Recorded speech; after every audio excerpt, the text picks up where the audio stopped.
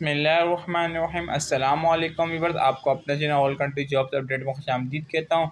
Viewers, channel को subscribe कर लो ताकि लेटेस्ट अपडेट आप तक पहुँच सके। और साथ ही साथ आपको बताता चलूँ कि इंटरव्यू की जो रिज़ल्ट था वो अनाउंस हो चुका है ट्रैफिक पुलिस का। तो लिस्ट जो आपके पास है वो बिल्कुल रियल है। क्यों? क्योंकि कैंडिडेट कितने पास हुए थे? 1989 पास हुए थे।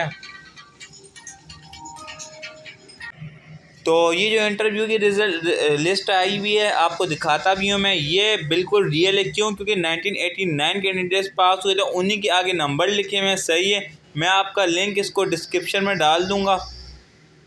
इसके अलावा आपको एक और बात बता दूँ कि नेक्स्ट प्रोसेस क्या होगा और रियल क्यों है। 372 वालों की जो था नंबर आया था वेबसाइट पे, लेकिन जो 480 के हैं उनकी लिस्ट इसी तरह अनाउंस हुई थी। भाई जाके अगर आपको कोई दोस्त है 480 के कैंडिडेट तो आप पूछ सकते हैं।